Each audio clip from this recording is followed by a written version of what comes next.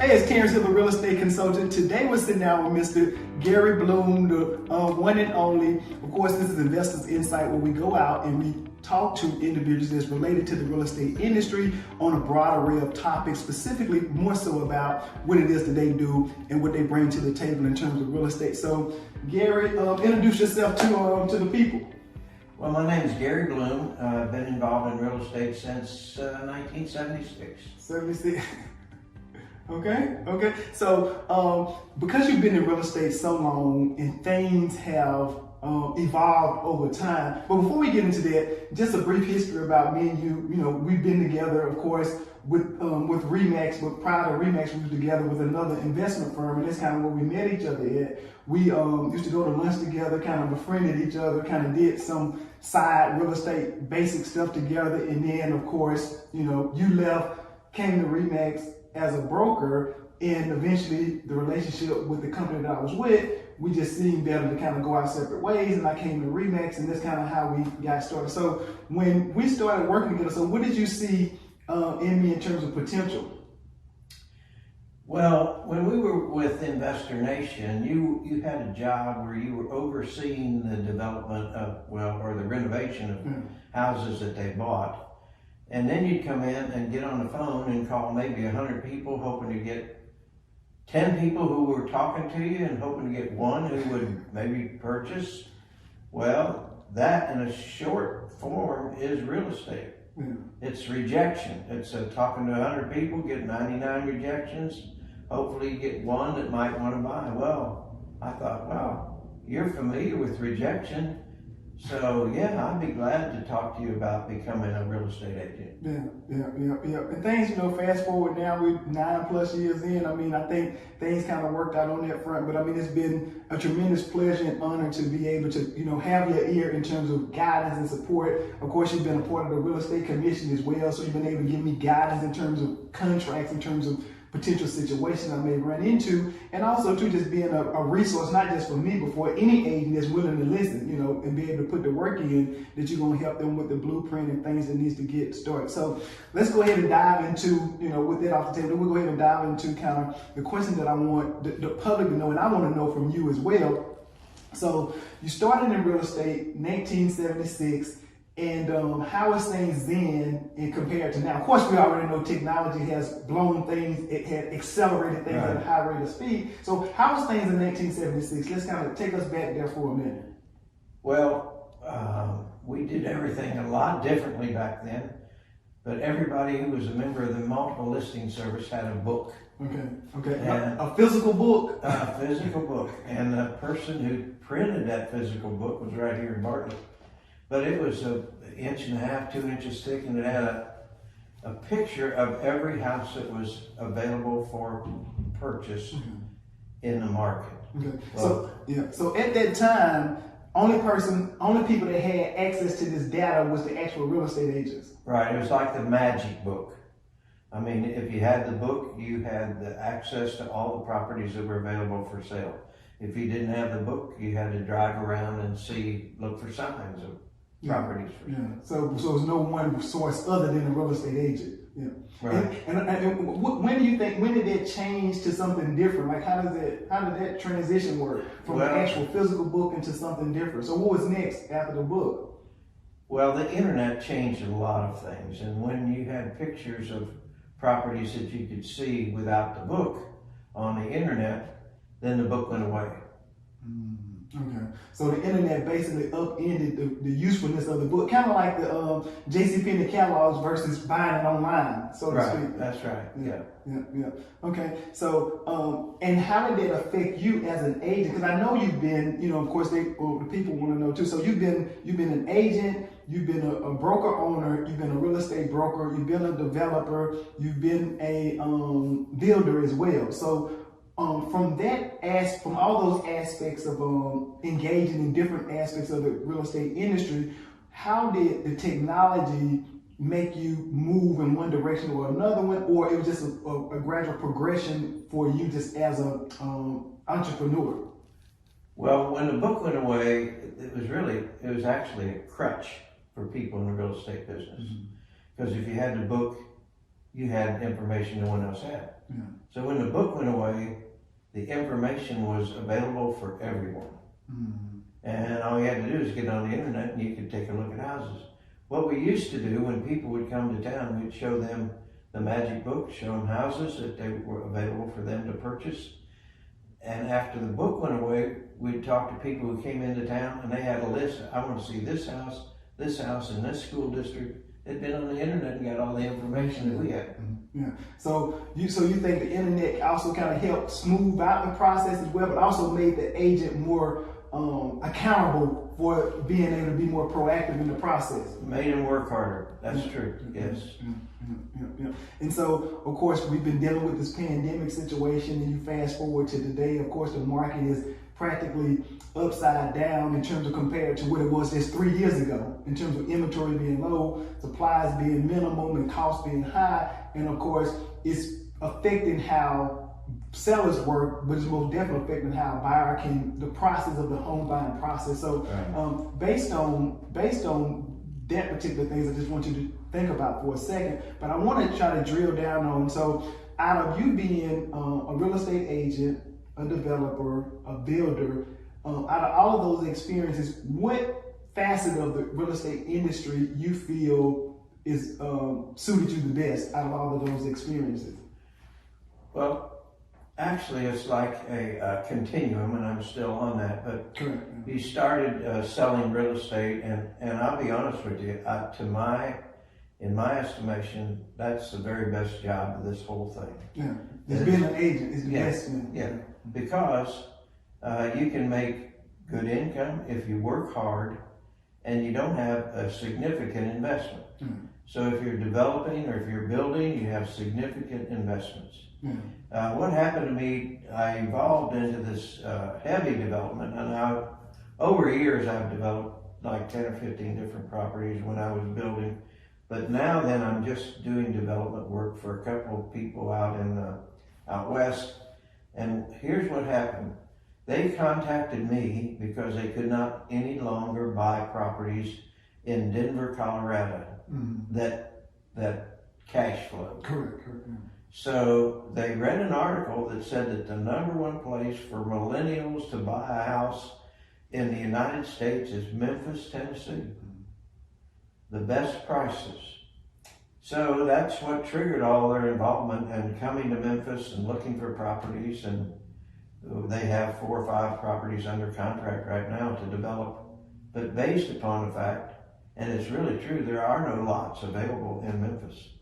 The people who develop lots typically right now are builders who then build on the lots they develop. Correct too. So basically, lots are not available, but you see lots, but they're actually owned by the people that's going to build on them. So it's not one of those situations like years ago where there's lots for sale and people are already ready they're shovel ready. So these individuals that I'm representing now see this little opportunity in the market to develop lots for builders who don't develop, but need lots for their buildings.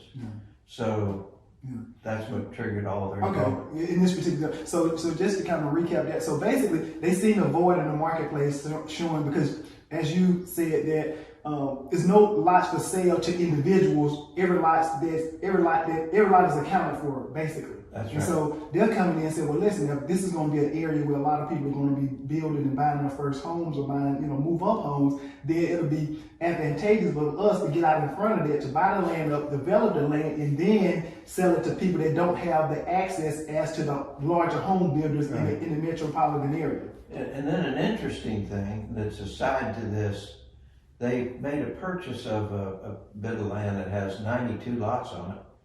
And I said, that's going to take, time, 3, 4, 5 years to do all that. No, they're going to build, rent, and sell to REIT in New York. They already have that worked out. Where they're going to sell what they develop and build, put it in a real estate investment trust. Correct. And the people who buy in that REIT are looking at, you can go down to the bank and get 0.35. I'm sorry, 0.035 on your investment, or houses are going up I know it's not every year it's gonna go up like it is right now, but if it just went up 3 or 4 or 5%, it's better than putting your money in the bank. Yeah, there's no question. I mean, you know, and I just seen the article yesterday where if your money is just in the bank, I mean, with the high degree of inflation that we're having right now, I mean, you're losing money. You're going backwards. You're going backwards. I mean, because the bank can't pay you enough to still stay in business to keep pace with inflation. So you, as a steward of your own money, have to position yourself to be able to get out front of that and say, listen, how can I put this money to best maximum use in order to bring back more of it and also offset the interest. Not just the interest, but also the inflation, offset the inflation that's going on. And so I think real estate has always been, I think, a key point of wealth accumulation, but I think more so now than ever before. But I think, you know, it's two sides to that coin, because if a person's don't have deep pockets and they're not in a position to be able to leverage credit and, you know, teaming up with other investors to be able to move things forward, that they're in a quagmire, so to speak, where they, you know, have some capital but not enough capital, and the capital they have is depreciating and losing value because they can't put it to the maximum possible use. And, you know, for as we transition into talking about actual buyers and sellers in the current market, I mean, it's a sticky situation where it's just tough for a lot of people. So based on buyers today, I think the average selling price in Shelby County is itching up closer and closer to $200,000. Of course, if you drill down into the different areas, whether it be Collierville, Germantown, those are the top tier. Then you got Arlington, you got Bartlett, you got Cordova, and you got East Memphis, Lakeland, Arlington. And so those areas where these home prices are skyrocketing, how does the average first-time buyer to be able to penetrate those particular markets? Well, one thing that's a benefit right now is the low interest rate. So you even if the prices continue to go up for the construction, the values are going up as well, but the cost to get in them is less because the interest rates are so low. Now, I'll tell you something else that's happening in our market. Right on Canada Road and 240 is this Lake District. Yes, I got Lake. Yes, 64 acres, and I mean the average price in there is going to be $500,000, and they're starting at $600,000. And 20 miles on down the road in Stanton is the new Ford plant. Yes. So that's going to be a big impact. Now it's not today, not tomorrow, but in the next 3, 4, 5 years, those two elements will be a big influence on the marketplace too. Yeah. In a positive way in terms of values and prices and stuff going up. But a person that's pre-approved on average for about, you know, $150,000 for a home, I mean, they are almost priced out of the market. Like, what would you suggest to a first-time buyer, or even somebody that's looking to downsize, or somebody not necessarily downsize, somebody that's looking to purchase and they have, you know, under $200,000? Compared to $200,000, you know, 10 years ago. Yeah. Well, I'll tell you, it just makes a mind shift, because what used to be the entry level for a home and a purchaser is now nearly doubled. Hopefully your income has gone up to catch up with that, but if it hasn't, some of those people are just not in the market anymore. But with the combination of higher prices and lower interest rates, it's actually been the last couple of years about the same. About the same. And so also too, I've seen where FHA is looking to expand the amount of purchase power that they're giving to prospective buyers heading into 2021, moving it up from one amount to a higher amount, so that they have a little bit more leverage in order to be able to purchase a home. I think, you know, of course, working with buyers on a under $200,000 price points at times, whether it be investors or primarily owner occupants, you have a lot of competition. You know, have a huge amount of competition, and you know, I speak to prospective buyers all the time. And so, buying a home today for $200,000 is essentially getting you the same house 3 years ago for maybe $125,000. Yeah, but these individuals who are investing from out west have also noted the very thing that you're talking about in the subdivision that they just bought, and all they're going to do is develop, build, and rent. So people who are having difficulty buying because of what we're talking about could rent these properties for Yeah, them. they still can get a new home. Yeah, that's just a market niche that they've identified. Yeah, gotcha. Exactly. Too. And that's the thing about it too. It's one of those situations. As a, you know, of course, as a business person, an entrepreneur, it's great to be able to have a niche. To like, oh, I see where this gap is going to, and it's going to increase. I mean, because rent rates are going up as well. Yeah. And if I'm looking to pay a premium for a rent, I would rather pay that premium to move into something new than it is to move into something that's already existing. Of course, you know, location and amenities and those things matter, but by and large, of all things being equal, I'm spending the same amount of money. I would rather be able to have something brand new as opposed to something that's, you know, a few 10 years old and still paying the same price for that particular property. Now, the thing that of all of my career in real estate, the thing that I keep coming back to as the most beneficial job I've ever had has been as a real estate agent. Mm-hmm. In the other areas, like if you're building or you're developing, what you're doing is providing a price today to be delivered tomorrow. Mm-hmm. And you have no idea what that tomorrow is going to be like.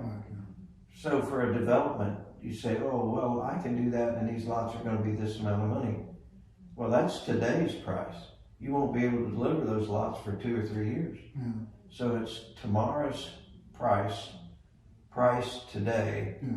That's a tremendous risk. Yeah. And I think I seen something, I read something about it, and then when you said it brought me back to, I heard this entertainer was saying, you know, yesterday's price is not today's price, but what you're saying is that today's price is not going to be tomorrow's price, and because we don't know what tomorrow's price is going to be, that's even more riskier for the developer and the builder, more importantly the developer, because the development takes longer, the builder is pretty much ready to go, so within 12 months on average, they should have some stuff out the door. Yeah, that's true, but there is a builder just north of Bartlett right now, and he shows the price of his properties and said that's today's price. Mm-hmm. Now, when you write the offer, you check with us and see what the price is, because lumber's continuing to go up. That's true. So material costs are going up, and labor costs are going up as well, because it's hard to find good people to stay committed, because somebody's over here is offering $10 more. Yeah, so it's just not the development, it could be the builders as well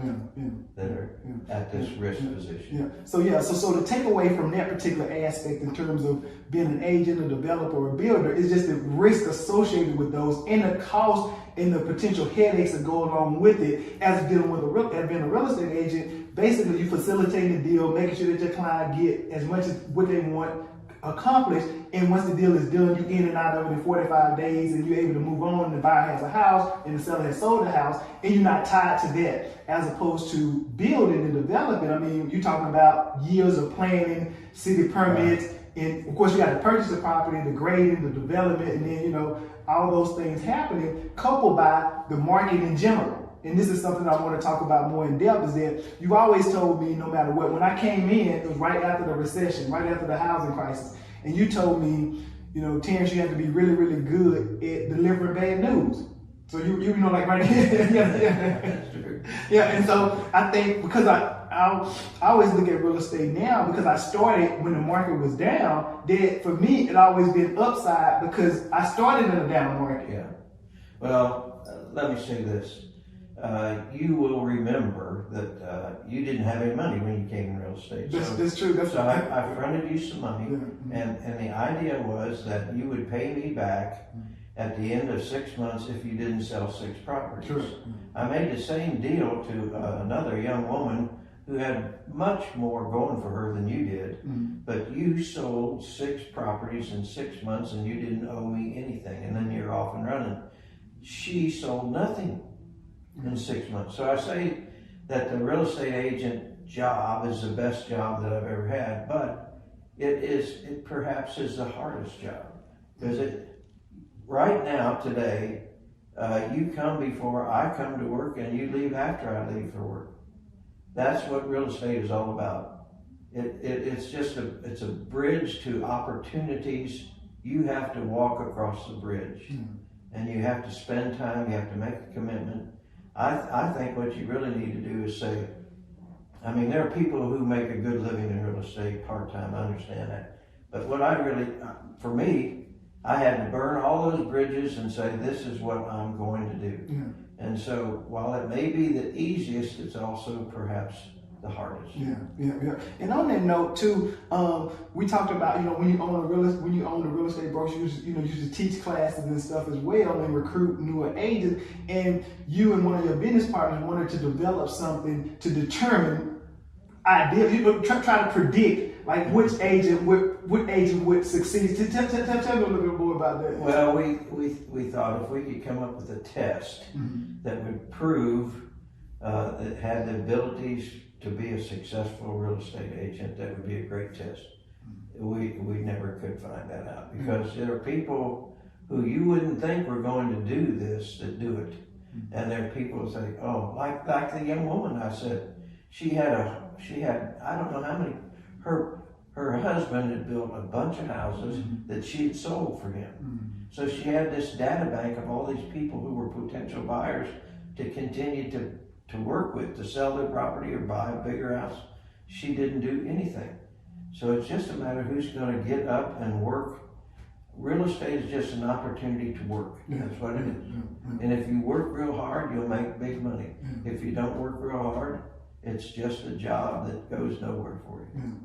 And that makes sense. I think it boils down to, almost, years into it, I think the level of, and I think the level of interest and commitment as well. I think being able to focus on an objective and saying, listen, this is what I want to do, and then working hard to make that happen, irregardless of what the market does in general. So when you used to say, or still say to this day, the market is the market, which means what to you, by definition to you, when you say the market is the market? Well, these fellows who are investing from out west, they said that they couldn't do anything in their hometown, Denver, because the prices were so high. So they come to Memphis, and one of them looked at a property that we were walking on. He said, let's wrap it up. Let's buy it today. We can't buy anything like this in Denver for this amount of money. Well, the Denver market's the Denver market. The Memphis market's the Memphis market. And it constantly changes, and so you have to be prepared for those changes. But I have a friend who asked me the other day, he's getting ready to sell his farm. What's it worth? Outside of Nashville. I have no idea what it's worth because the market there is the market there. And it's different from the market in Memphis. And that makes sense too. And like you said, it's always evolving and changing. So if you were to talk to, say for example, you start a new company, you say, listen, I'm talking to brand new agents coming into this market under these conditions of high prices, low inventory, the people at the top of the food chain in terms of the real estate agents, they're doing all the marketing, TV, radio, mailers, and somebody's coming in brand new, like I did with, relatively no money and just trying to get started. What would you advise them to do? What's the top 3 things you would advise them to do just straight starting out of the gate? What would you say to them? I had this real estate agent when I had my company, and somebody said, what would she say the interest rate is? I said, why don't you go talk to her, but I'm going to tell you what she's going to say. She's going to say, I don't know. And they asked her, and she said, well, I don't know. Because the people who are buying the house don't care what the interest rate is. They want to know, does it fit in my income bracket? I have this much that I can spend for a house. Will this house work? They didn't want to know what the interest. I sold houses at 16% interest. It wasn't about the interest rate. It was about the affordability for that particular individual. So, if you spend a lot of time worrying about the conditions of the market's what it is. That's exactly what it is. You can't change anything about it. So accept where you are and go forward. And people who do that are very successful. And people who are sitting around worrying about the interest rates or the cost of construction, they're not selling anything.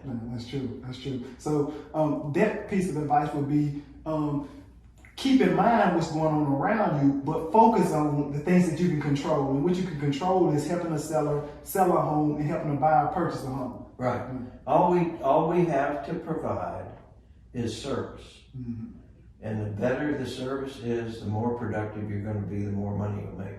If you don't really care about service, you just care about making the next sale and moving on. Here's real estate is a great way to make a living, but it should never be your life. And it's easy to do because you make a sale and it's a fairly good commission, oh, let's go do that again, let's go do that again, let's go do that again. And you turn around and there's nobody at home. Your wife's gone, your children are gone. No, it's a great way to make a living, but don't let it be your life. Yeah. I remember when, on that note, when we had got started, you was giving these weekly assignments. In these weekly assignment, you always factored in blocks of time daily for me to spend with my family. Like, this is really, really important and really, really key. In addition to the other stuff, when you're trying to scale this business, you're trying to make you some money, you still got to spend the time with your family. Because you gave me an example about a guy that was extremely successful in one place, moved to, lost everything, his family, and relocated and kind of started over. But it was more so what you just said, is that he was focused more so on the business as opposed to and what he wanted to do with the money. But the things that was the most important was his family, right, and the home life was neglected. And of course, because of his commitment to the success and not a well-balanced life, so to speak, a good work-life balance that would work for him, he ended up suffering, the loss of his family, not, physically losing them. I mean, he lost the connection with them, but they didn't pass away or anything. Yeah. That's true. And that can easily happen in this business. Yeah. Another thing that we talked about early on in the career too is being able to have, as a new agent, being able to have the ideal spouse. Because you talked about you and Marie, she trusted you and she understood that you could not be home every day early on at 5 o'clock for dinner, because you may be out with a couple, you may be out showing the house to a lady, you may be doing this and that as relates to real estate. But having that spouse, the ideal spouse situation, a significant other, so to speak, how does that factor into the agent's success? Yeah, that's very important. And when I started in real estate, we didn't have telephones. I mean, we didn't have cell phones. Yeah. And so I remember particularly one time when I told my wife I'd be home at a certain time, and I was with a young, good-looking female showing their property up in Millington, sometime out of here. And the time came and went that I was supposed to be home. I thought, well, you know what I need to do is stop at the payphone and call her, but then I'd be another 30 minutes late, so I didn't do it. So I just went home, got home late, had a hot meal waiting for me, table all set, nothing commented about why I'm late. Yeah. Man, that makes you feel good. Yeah, now, if you don't have somebody who's 100% behind what you do and understands that it's not an 8-to-5 job, it's whatever the job, here's where I'm going to work. My wife says today, well, where are you going to be? What are you going to do? And I tell her, and then I don't hardly ever fulfill that, because you're one phone call away from doing something different than what you just said. Yeah, that's true. Every day is different. I mean, you come in, like I come in with an agenda, a schedule. Yeah, but you gotta have that. But even in the schedule, things get blown up just because you're putting out fires over here, you get potential opportunity over here, and now you got to pivot and make these changes. And I do think having the right significant other with the right mindset that understands, like, sometimes we're gonna be up, so we need to balance ourselves financially as well, because we may get $30,000, $40,000, $50,000 one month, and then the next month we may get $3,000 or $0 just because she has to have an understanding how that works too. Yeah, so understanding, so basically being able to understand the market is the market, being able to have the right commitment to family as well as to the business, and being able to have ideally the right significant other that understands the nature of the business that you're in, and also understand the financial responsibility that comes along with being able to get these huge amounts of checks in a short amount of time, and not necessarily thinking it's going to always be this exact way for the duration of the career.